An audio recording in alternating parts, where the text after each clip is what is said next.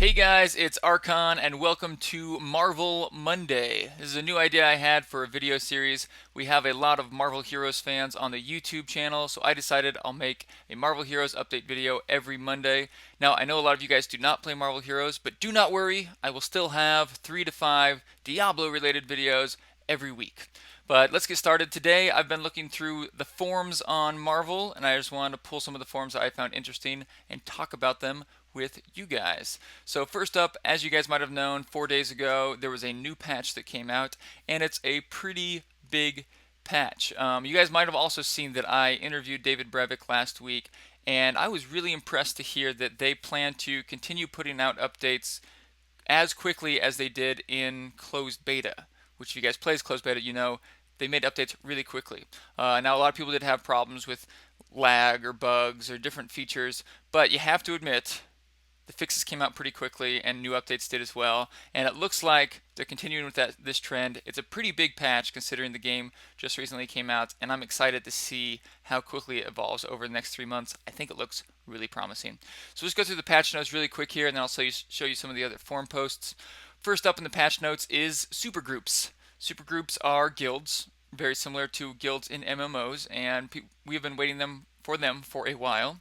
You can have up to 100 members, which is a little small compared to other MMOs, but might prevent those Zerg guilds that just invite everyone. And it costs about 10,000 credits. 10,001 for some reason. I'm not sure why. Maybe you guys know. Right now, they're very basic. There's not much to them. It's like just a big group. It's kind of like guilds were in WoW right when they came out.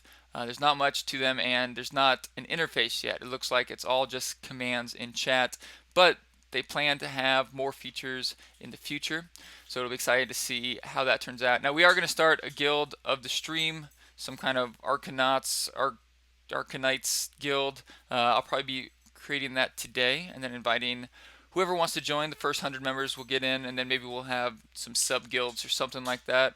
But right now, it's basically you can create a guild, you name it something, you can invite people, you can promote and demote members. You can't change the leader yet, but you'll be able to soon, and you can rename the guild or you can leave the guild. So very simple, but I'm sure a lot of people are excited that we have supergroups now. We have some content changes now. One of the most exciting content changes is the drop chance for heroes has been increased.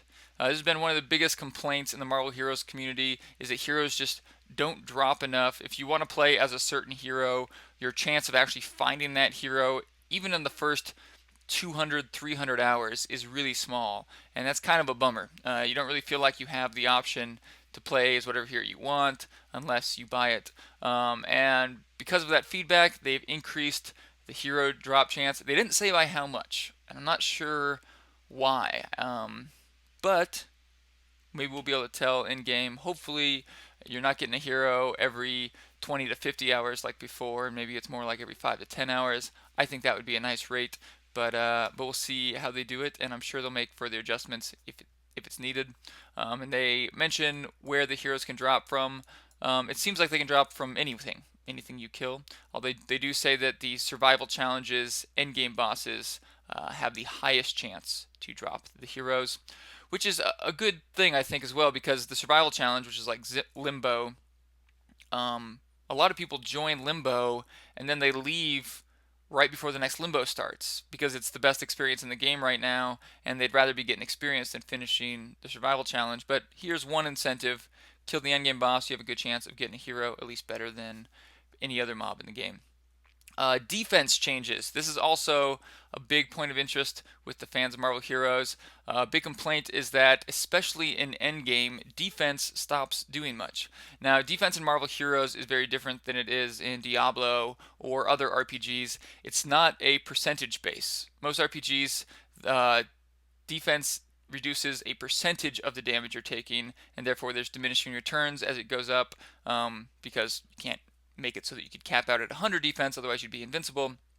But Marvel Heroes does it a little bit differently. They make it so that it's a flat damage reduction per hit. So 20% of your defense is the damage is reduced by. So if you have 500 defense, 20% of that would be 100. Every hit you take will do 100 less damage, which is a little weird to me because it means that defense is better against fast attacks and worse against slow attacks, but it kind of balances out because plus to damage works the same way. You don't get a percentage plus to damage. If you get 58 damage, every hit you do is going to do an extra 58 damage. So fast attacks are more strong in that way.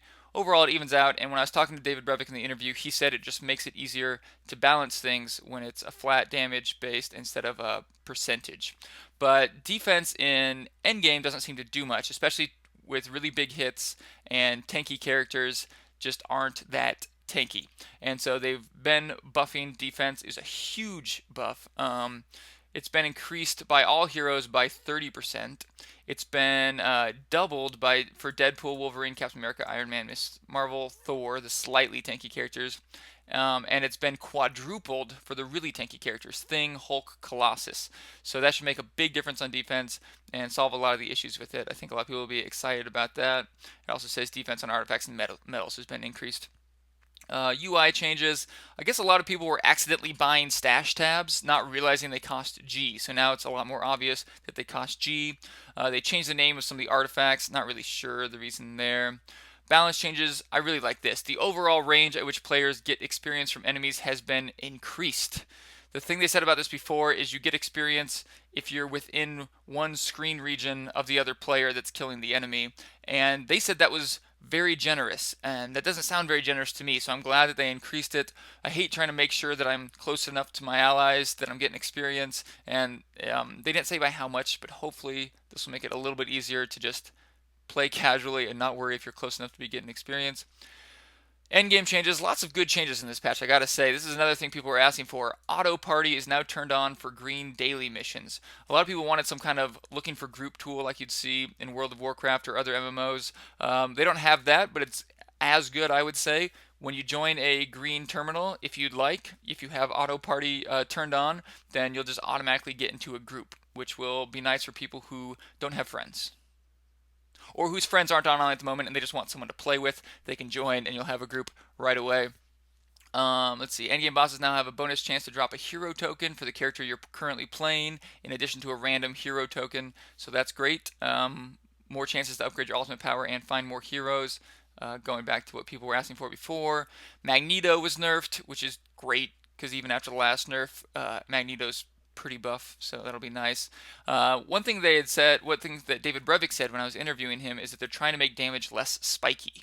He wants to add a hardcore mode eventually, but damage is so spiky right now that hardcore mode might be frustrating. It's really hard to avoid dying at all. I think I have like 200 deaths on my Rocket Raccoon, and so that seems like one area that they can make damage less spiky is the Magneto fight, so I think that's a good change.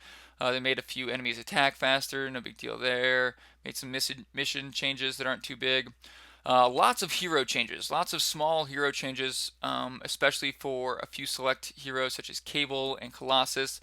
Mostly synergy changes, mostly making it so that different skills synergize with other skills pretty well. You can read here through. It's just a lot of really small changes, so I'm not going to go through all of them, but you can read through for your favorite heroes if you're interested. But I would say over half of them are synergy changes.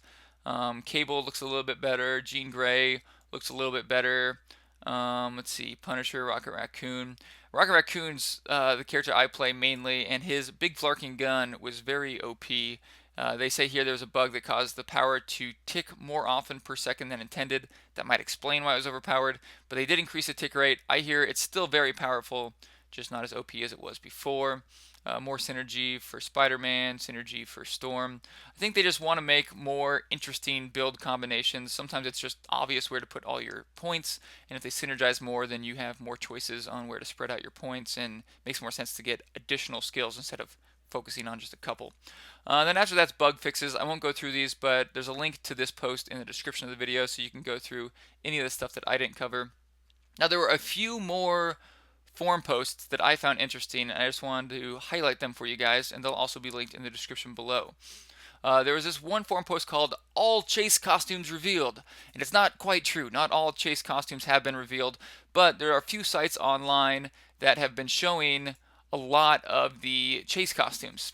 And sorry, let me get to the site. And this site here that he linked shows, I think, all of the ones that have been found so far and submitted. However, some of the costumes that it shows on here aren't actually chase costumes, but a lot of them look really cool. The Rocket Raccoon one's all right. Cyclops is all right, but I really like Cable Black Ops. I'm not a big fan of many of Cable's costumes, but that one's pretty awesome. Storm. Someone said that this isn't actually Storm's chase costume. I can't confirm any of this really, but I just thought that I'd highlight it. You guys can make up your own mind. There's Hulk's 2099. The war costume from Hulk looks crazy. Lots of really cool looking costumes in here, so you can scroll through them. That forum post has links to all of them with bigger sized images. And yeah, but keep in mind some of these aren't actually the chase costumes, so you can't take it at face value. Just enjoy looking at them. I think the Hawkeye costume looks awesome. I would totally use that. And it gives something for us who bought the Ultimate Pack, something to look forward to. Detective costume for Deadpool. Sorry if I'm scrolling through these too fast, but again, links below in the description. You guys can look at all the pictures yourself. The Thing Incognito is pretty funny. Iron Man Golden Armor. I like there's an Iron Man costume that looks a lot different than his other ones. Spider-Man Amazing Bagman. I don't know enough Marvel lore to understand that joke, but it looks pretty funny to me. Here, the Heartbreaker costume. I'm pretty sure that's not a chase costume for Iron Man. I think that was the one you got with the code. Symbiote Spider-Man, we know is not a chase costume. That's from the Ultimate Pack. I don't know if this is Luke Cage's chase. And then Jean Grey as Marvel Girl. I'm sure that has some Marvel lore attached as well. But again, take it as what you will. I know for a fact that some of them are not the chase costumes, but there are some pretty cool looking costumes in there, so I thought I'd show it to you guys. Here we have Dark Tirana, a new forum post called Guide to Medallions. It just seemed like a good source if any of you guys have not seen it yet. It shows all of the different medallions or medals from bosses and their ranges of stats that they can roll. So I thought this would be really useful. I've sometimes wondered, man, what medal am I going for on this character? This is just a nice place to come through, look at all the medals, what they can roll, and it also lets you know, did I get a good medal from that boss, or do I want to farm the boss more to get a better version of it? And yeah, there's not much to it, but it's getting updated constantly. People post on here with new values they've found if they don't match up with these, and then the original poster's been updating it, it looks like. But there's a link to this below, so it's a nice resource for anyone who is looking for something like that. And then one last forum post I want to show you. I think it's a little dumb, but it's getting a lot of attention, so I thought might as well show it off to you guys. There's this video on Twitch of someone creating the symbiote Spider-Man costume.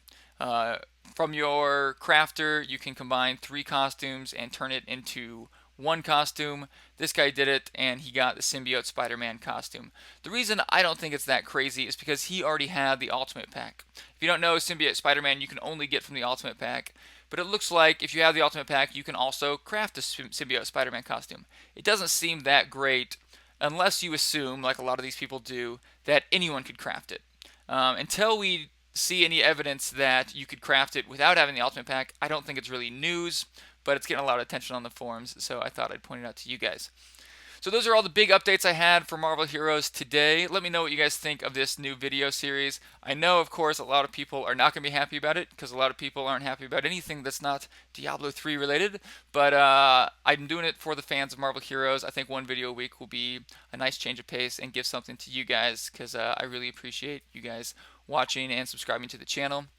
I'll have another video for you guys soon. If you enjoyed this one, hit that subscribe button, and I'll see you guys soon.